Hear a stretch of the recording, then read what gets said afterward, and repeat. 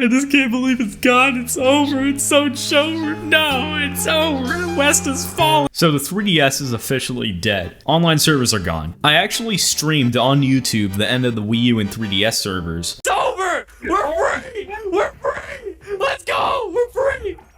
It's finally over. Okay, it seems like I was happy, but in my defense, I just wanted to be done playing Splatoon. That was one of my longest gaming sessions of all time, but it hit me right after that stream. Later that night, I found myself unable to fall asleep and got up to boot on my 3DS. And let me tell you, scrolling through my 3DS library during the devil's hours was truly something. Just the knowledge of looking at these glimpses of all these amazing games that I won't be able to play online again with my friends for a long time was truly unsettling. First world problems, I know. And that's assuming Pretendo manages to restore everything, which seems to be what most people are thinking, but I find that pretty presumptuous. But yeah, just looking at my game library, remembering the late summer nights of Mario Kart with Vibing and Schneed, the downtime Smash matches with the chums, and grinding Kirby Battle Royale shortly after moving for the had me like dead. I didn't even play anything, I just looked through my games and reminisced for a bit. When the announcement dropped, I never imagined the shutdown hitting me this hard. I was like, okay, whatever, the 3DS is over a decade old, this makes sense. But now that's all said and done, and I have time to reflect, this was the device that literally made my channel. Without it, I don't know what I'd be doing right now. Probably picking up some other hobby that I'd drop a month later. In reality, the 3DS and Wii U were the first consoles that I'd truly call my own. Well, technically back in the days I had a 2DS, but that bricked, so we don't talk about that. Okay, I need to get to the point. I have a lot of memories with the 3DS and Wii U, but I never really played the Wii U online, mainly just local games with my dad. So in order to send off the 3DS proper, we'll be looking at some of the later released Nintendo 3DS games and doing something a little special for it at the end, so stick around for that. What do I consider a last-ditch effort 3DS game? Well, it's pretty simple actually. The Nintendo Switch came out on March 3rd, 2017, a much more powerful system than the 3DS, but Nintendo wasn't sure it would be a success. So they kept publishing 3DS games for some time after, desperately trying to convince people the Switch wasn't a complete replacement. Matter of fact, after the Switch came out, Nintendo published a whopping 29 games on the 3DS over here in the United States. These are what I'd call the last-ditch effort games, because that's just what they are. Sure, most of them are high quality, but Nintendo only put them on the 3DS because they weren't totally confident with the Switch. Why do you think they revised the 3DS in 2015 with a faster CPU? Now, I'm of course not going to cover all these games, there's simply too many, but I do want to put together a video talking about these games that I experienced firsthand, so I'm not just talking on my ass for 12 minutes. I also think it'll be interesting to see how Nintendo's releases drastically changed towards the end of the 3DS's lifespan. For example, look at Captain Toad Treasure Tracker. Its graphics are almost on par with the Switch version. Seriously impressive, but it came out in mid-2018, so just a weird game to put so much effort in. I'd argue Captain Toad Treasure Tracker is better on the 3DS even. See, it's a puzzle game based on the Captain Toad segments from 3D World, which was heavily reliant on touchscreen interactions. The Switch does not have a touchscreen while docked, so you have to interact with everything by tilting a Joy-Con, thus controlling this blinker as a substitute, which doesn't go away. It's permanently on your screen. On 3DS, not only do the graphics look comparable, but there's no blinker because there's a straight up touchscreen unless you do something about it. I actually like this game. It's a nice, simple puzzle game to keep you busy, and it works really well on the mobile device. You play as Captain Toad, duh, but he can't jump. The game's entirely designed around this, and there are some clever puzzles here and there, but it's pretty easy, and each level surprisingly short. This works for the handheld setting as I implied, because it makes it easier to just pop in, clear a few stages, and then head out. I want to jump back to March real quick to talk about Mario Sports Superstars. I actually put a decent amount of time into this one. Played a bunch of matches online, and I had a good time with it. You get 5 sports in one here: football, baseball, tennis, golf, and horse racing. So really 4 sports. Horse racing is really lame. It's like a super dumbed down version of Mario Kart, really nothing special. Football is comparable to FIFA, but instead of Messi, you got Mario. And there are super shots you can do, which triggers special animations and adds more power to your shot. I had a lot more fun with baseball than I expected. It's oddly thrilling to see these characters scramble for the ball while your guy dashes across the field. There are also different shots you can do, like in tennis, and they change where the ball shows up on the batter's screen, but for some reason Vibing couldn't quite grasp this concept. Again, special moves are here too, but instead of them being random, you charge up a special meter, which is cooler, I'm not even gonna lie. Tennis is fun here, but it's just a more polished version of Mario Tennis Open, which is already a full release on 3DS. Head to the glowing circles and press the button comma the game tells you to in time, but there's no gyro camera. I I don't like golf games. Matter of fact, I don't think I've ever actually played golf in real life. The closest thing I experienced to that was street hockey in 3rd grade, where I lifted the club as if it were a golf club and knocked some kid's tooth out. A weird focus with this game was online multiplayer. There were rankings and the menu practically begs you to go online, although, as we all know, the servers are gone. Speaking of oddities, Kirby's always seemed like an odd character to me. He always seems to get the cold shoulder from Nintendo, yet he's so iconic. If you don't watch what you eat, you're gonna wind up being even rounder than you are now. The fuck?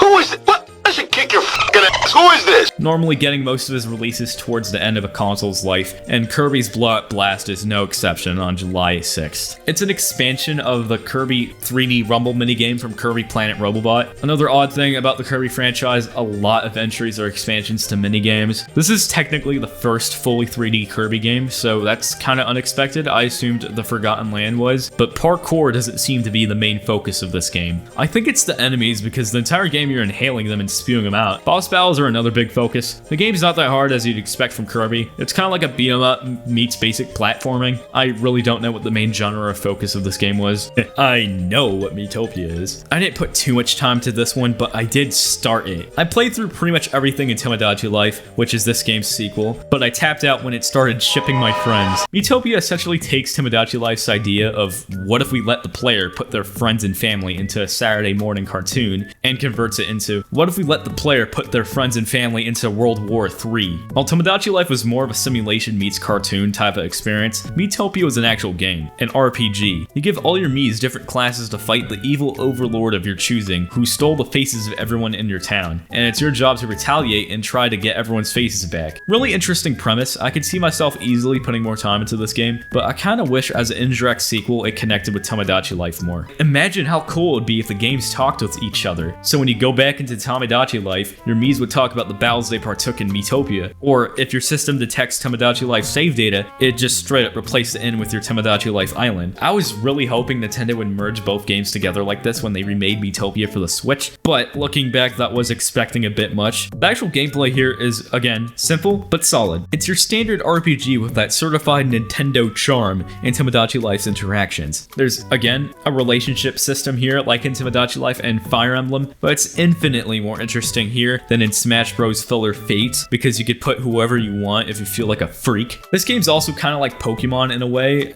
You collect a party and teach them new moves as they go. There's an XP system here, which is kind of rare for modern Nintendo. I'm a little disappointed neither Tomodachi Life or Miitopia got any sort of multiplayer. Sure, back in the days you could connect your towns and get imports in Tomodachi Life, but you never really had the option to run the game co-op. Like, imagine linking your system with your friend and both your families would meet up and interact in the game. That would be an insanely good conversation starter. Albeit these ideas seem pretty niche now that I'm saying them out loud. I want to finish this game and go more in depth talking about when I get around to reviewing Tomodachi Life, which might be up next, but honestly, I'd have to replay Tomodachi Life with purely online personalities to get footage. I put all my IRL friends in here. Also, while researching for this video, I found this website that has a catalog of interesting Miis for Miitopia. The link's in the description. I'd check it out if I were you. Last year, I called Kirby Battle Royale one of my favorite underrated 3DS games, and I stand by that today. Definitely a top 10 or maybe even a top 5 contender. The reason I like this game so much is because while it's a minigame collection at its core, it's also got a legit campaign and had an addicting online multiplayer loop. All the minigames are super replayable with different tactics and routes to choose from, and they're really fun in multiplayer. The progression system here is the best out of any Nintendo game, I'd argue. You earn a nice amount of credits per match, and the shop hosts new classes, cosmetics, music, and even new minigames that aren't unlocked from the get-go. Seriously, I enjoyed this one a lot, and like I mentioned in the intro, I put some serious hours into it, so I'll always have some nostalgia for it. If you want to hear more on this game from me, check out my top 5 underrated 3DS games video. Mario & Luigi Bowser's Inside Story plus Bowser Jr.'s Journey got so screwed, man. It put Alpha Dream out of business because it got released so late and just had no advertising. And while I never played it prior to this video, the bit of it I did sample was really good. It's a lot like Mario & Luigi Superstar Saga, which is another game I'd call one of my favorites, but with arguably better graphics and of course switched up gameplay and story. You go inside Bowser. I'd highly recommend giving this game a go because if the writing is your cup of tea and you like RPGs, you're in for a seriously good time with all the Mario & Luigi series. Skipping over a bunch of games I've never played, we get Nintendo's last game on 3DS, Kirby's Extra Epic Yarn, a remake of the Wii game. Matter of fact, I never played this game either until this video, and it's so generic. Setting aside the art style, this is just another 2D platformer on 3DS. It's high quality, but the bit I played was brain deadly easy. I could see people liking this game, but I can't imagine putting too much time into it at my age. It's very clearly meant for a much younger audience. I'm just so disappointed with this being the last Nintendo game on 3DS. We got so many other 2D platformers. New Super Mario Bros. 2, Mario Maker, Donkey Kong Country Returns, Yoshi's Woolly World, Metroid Samus Returns, Kirby Planet Robobot, Kirby Triple Deluxe, Box Boy, Rayman Origins, Shovel Knight, the list goes on and on. Seriously, Nintendo, these are good games, but you couldn't have done something different to send off the system that carried you through the 8th generation? We just got so many 2D platformers from Nintendo and Kirby themed on the system. This is just so lame by comparison. Okay, so that was Nintendo's last offering on the 3DS. But what was the last 3DS game? Well, on March 9th, 2023, we got Silver Falls Gaiden Deadly Delusion Destroyers and Silver Falls Ruby River, a Minecraft-like first-person survival game,